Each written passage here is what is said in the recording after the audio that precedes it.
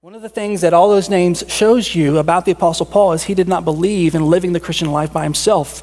It's real easy to think of the Apostle Paul as this super Christian who went all over the world planting churches all by himself, kind of like this superhero, and had the isolationist mentality like most superheroes, but that was not the case. Paul always did ministry as a team with other people, and you see this here in this text. So relationships are absolutely crucial. If you're going to do ministry, if you're going to live the Christian life well, you've got to have other people in your life, even though that it's a source of pain, and you see some of the reasons for that. One of the reasons that relationships are a source of pain in your life is sometimes people who you love, they just quit loving the Lord. That was the case with Demas. He used to be a fellow minister, and then he just kind of checked out. We don't know why.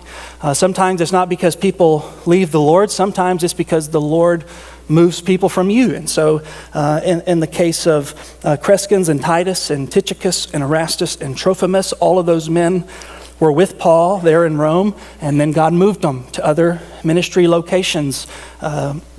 We don't know why, we don't know what was there, but the point is they were with Paul. He loved them deeply, became very close to them. They were buddy-buddy, and then, boom, God moved them. And that hurts.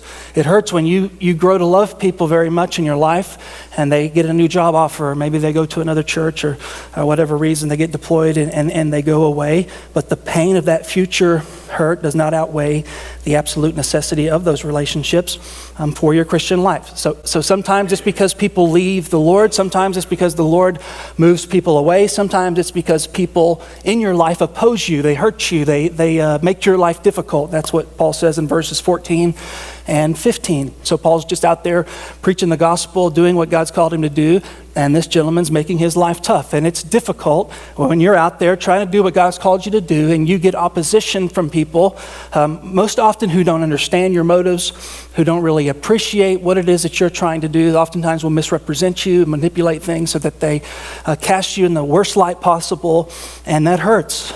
So whether it's wounds from a friend, opposition from an enemy, silence because you're lonely, they're no longer present, all of those things make relationships hard. But it would be a foolish thing if, because of the pain that relationships provide, that you therefore insulate yourself from ever developing relationships with other people. If you do that, if you insulate yourself, not only will you be missing out on what God wants to do in your life and through your life because of those other people in your life, your heart will end up growing very cold, impenetrable, very calloused, and before you know it, you won't be able to experience the kind of change in your life that you need to experience because you've cut yourself off from the shaping influence of the community of faith. God uses the church, He uses other people. This is why small groups are important, to shape you